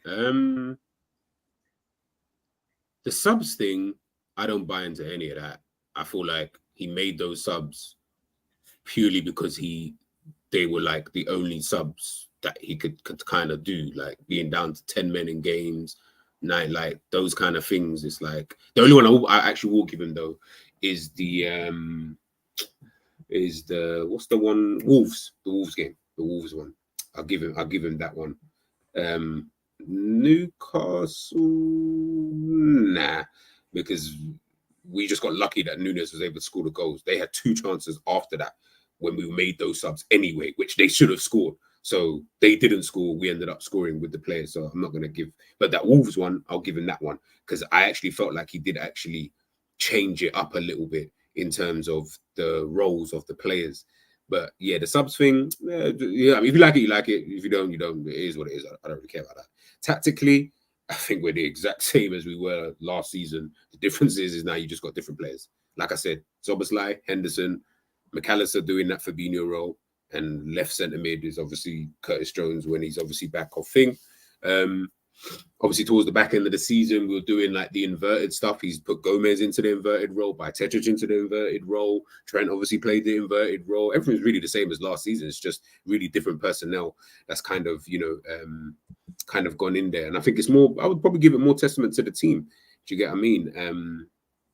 Yeah, more testament to the team. I don't think he's done anything we're not seeing anything different, if that makes sense. Like if we were seeing something mad, and it was working, you're like, right, okay, yeah, Klopp's really doing something crazy. Like then there's nothing I can say, to things like that. But we're not seeing anything different. Alisson's still doing the same things he was doing last season, which is saving man on an everyday game basis. Yeah, but as an overall, when he's not moaning, he's smiling. He's on, you know what I mean? He just seems like he's a lot more happier. With everything, to be honest with you. And obviously, I feel like that probably feeds into the players as well, because he is that kind of father. He is such a big personality. He's a world-class manager. He's You know, he's been doing this for however many years. Like, man are definitely going to look to the manager and be like, as Jerry said, yo, big man, like, this ain't working no more. You know what? You're not going to like change it up a little bit or do something like that. You can just spice it up a little bit, you know, to just change it around. I agree with you with the whole Elliott and Gravenberch thing. I think that he maybe should have played Gravenberch in that game. Two things we agree on today. Yeah. I just felt like Gravenberch, at some point, you're going to need to put man into the team. The only thing I'm looking at Klopp is you did this big, and it's the same thing with Klopp, man, all the time. You did this big speech about Endo. Brother, do you even trust man? Because you're telling the fans to trust this guy, but you don't even trust him. Do you get what I'm I don't trust Endo. I don't trust him. It doesn't even matter if we do or don't. He doesn't trust Endo. So if he doesn't trust Endo, next time don't be giving it the big I am. Let man just come in, do his thing, and you know, kind of thing. Whether he plays, doesn't play. And remember, we didn't sign this guy on loan. This ain't an Arthur signing where it's like come in one season, bounce, Like there's no real. Well, I'd be surprised if there's any real resale value, you know, with this kind of player. So yeah, weird signing. You're not really trusting him, you know, moving forward. But as an overall, I would give Klopp. I'll give him a 7 out of 10.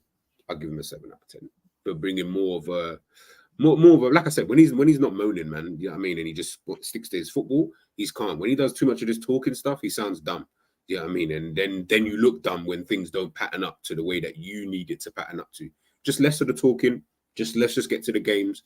You know what I mean? And move. And I've liked some of his press conferences. You know, when there's been issues or when there's been things, you know, that you know, where he's just kept quiet. And I'm just like, yeah, I like that. I actually like that because more time you open your mouth and you talk. The only thing I don't like him talking about is the 12:30 kickoffs, but he doesn't really talk about that too much. That's more fans. But he has I think he mentioned it once recently. But I was like, yeah, they don't need to, that's not. Yeah, I mean that's on you. That's an L that you've got to take because you decided to sign all these South American players. Yeah, I mean, no one asked you to do that. You signed them. So if we get these 12:30 kickoffs, yeah, I mean, but everything else. Yeah, I mean, like he's doing okay. I mean, I'd still want him to leave. Don't get it twisted. But you know, he's doing. Big up to Wild Dead, man. Big up Wild Dead, man.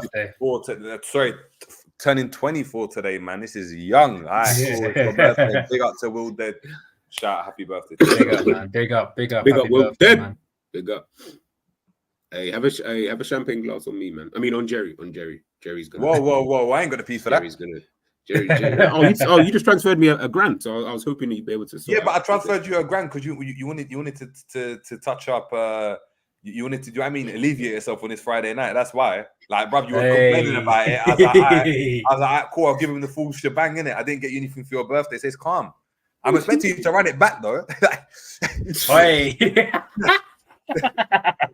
You know, you're like to man, yo, I need that P back though. You know what I'm saying? Like, though, peeps, like, I need that P back. Yeah, even said it yet. I need it back though. Yeah, exactly. I haven't even said about it. I need it back. Is that man? At that point, I wouldn't even want it, man. I'd be like, take your fucking money. Excuse my language. I'd be like, take your fucking money, bro. Is that one of them man that were like, remember I gave you like a grand for your birthday? Yeah, my birthday's coming up. Yeah, just set me something if you want. Just, yeah, you know those type of man. Yeah, hate those kind of man. A question here. You know, I'm going to track this at Ram in it quickly because Ram hasn't even said anything. Do we win a trophy this season? Yes, Europa League. Ooh, all right. GG cost me for that opinion, but I still think we should be winning Europa League. I've seen a team that will look like be finishing third in every single of their Champions League groups. We should be slapping them. Some of them. Hey, look, win the Europa League, innit? That's my opinion, man. That is literally my opinion. Bro, I said it at the start. I still think this team is good enough to win Europa. I think they are the favourites. Whether even if the Champions League teams come out, unless like a flipping Real Madrid or a Barcelona comes down, but they don't look like they're going to go down. So I am going to be confident about this, man. I am going to be confident. But people, that is the end of the stream. The end of the Ramstan takeover. G. Obviously, you got your channel. Tell us what's happening on GTV, man. What's hopping up on the new channel? When does the Premier League start again? Next week. Oh, is it next week? Okay, that's perfect. I'll be back from Monday. Excuse me. I'll be back from Monday. I'm still just trying to get over this kind of cold, man. It's just, yeah, it's killing me. So I'm just going to relax. Who you been lipsing in the club? Yeah, man. Hey, shout out coronavirus sayings right here. Shout out bleep bleep bleep. Anyways, yeah, man. Nah, honestly, like, hey guys, be safe when you're out there on the roads and yeah. Honestly, I have a couple shows. I had an idea to do Ballon d'Or. So obviously we've got the Ballon d'Or coming out on the 30th. I want to say he's coming out. I think they've obviously given out the nominees and all that kind of stuff. So yeah, I just wanted to do like a show. Everyone, you know what I mean? Everyone tune in, everyone join in. You guys give your Ballon d'Or picks, whether who you think should be top 3. What's the other thing? Golden Boy as well. And what else do they do? Team of the Year, Golden Yashin Boy. Trophy. Yashin Trophy. Yes, Yashin Trophy. And is it like the FIFA Men's Player of the Year, which is different than the actual that's like the Ballon d'Or? FIFA World Player of the Year. Yeah, why they've got 2, I don't really know, but yeah. Oh, sorry, best striker. The I think it's like the Gerd Muller Trophy or something like that. Oh, okay. I'll check it out. But yeah, we'll do a stream on. So obviously, Ram, Jerry, whenever I'll sort out the day, and then you man just hop in if you can hop in, and we'll just chop it up, man. See who's had a good year over this last thing. But other than that, honestly, yeah, I'm just trying to get better. Yeah, man. Take care of yourself, man. Take care of yourself. Put yourself at number 1, man. People, put yourself at number 1. And JJ, coming to you, yeah. Obviously, a little bit of a hiatus for you, even though it's been only a week. But what's hopping off on the Jerry James show, man? Listen, yeah, a lot's popping off. A lot should be popping off. There's been mad delays with stuff. There's been so much stuff I'm just sitting on for the members, for everyone. But when work gets in the way, it's difficult. That's why I need you guys to start liking the thing. The more you like the thing, the more we can do and the more I can release and the more time I've got to focus on this, because otherwise it becomes difficult. So big up to everyone in there. And I think that goes for everyone, man, for like a Ram, for a G. If you want more content, the more you guys support, the better we're able to go and just sit up there and be like, you know what, cool, we've got time to go and do this. Because otherwise, let's just be honest, a man's got to eat. So even like getting like guests and stuff, even like there's so many people I can have on, so many things that could be going on. But we need you guys like it. We need the subscribers all the time. So guys, please make sure we're sharing the Ramstand, sharing GTV as well, and liking the video for watching this on the replay. Please make sure you've liked the video if you've been in this chat. We know how many people are in the chat. We know how many likes there are. And if I have a look, we're a couple off. We're a couple off, to say the least, man. We're a couple off. So please make sure we're smashing a like. Heading over to the Ram stand as well to smash the like. Listen, we're going to speak to Ram. We're going to try and make sure Ram gets his little segment here as well. And we're getting the Ram stand to 1K subscribers as soon as. Big up to you down south. We've got Angel Nat 68 obviously saying the show hosted with German efficiency. Well, people loving it. But yeah, take us out, Ram, man. I'm not doing it. Okay, fair enough. Look, as I said before, as I said previously, as I say all the time, make sure you like the video. Make sure you comment your thoughts, whether we talking absolute was, whether you agree with G for once, or whether you agree with me for once, or whether you think JJ's talking absolute nonsense. Or we just think we're just wrongins, innit? I know that people used to call us wrongins back in the day, but I don't know what they're calling us now. I miss those days, man. I don't. I certainly got do tattooed, like this is the life. Like on my stomach, I've got wrongin. You see how Puck had thug life? Yeah. Like, I mean, I came from the ghetto and I'm still here. Like I came from the wrong. I'm still here. I miss it, man. I miss the arguments. Angel 1968. We agree too much now, man. I prefer the back. GG. I don't, because literally I had man on my doorstep waiting to kill me because you don't like that kind of, you know what I mean? I'm the type of person who leaves the house without tying their shoelace, bro. Like that's what I'm on. You know what I mean? We gotta bro. All of that. Man, I don't want no guns pointed at my house, bro. Allow me. But people, make sure you subscribe to the thing. Make sure you subscribe to GTV. Subscribe to the Jerry James Show. Subscribe to the Ram Stand. And yeah, we are out, people. Peace. Come on,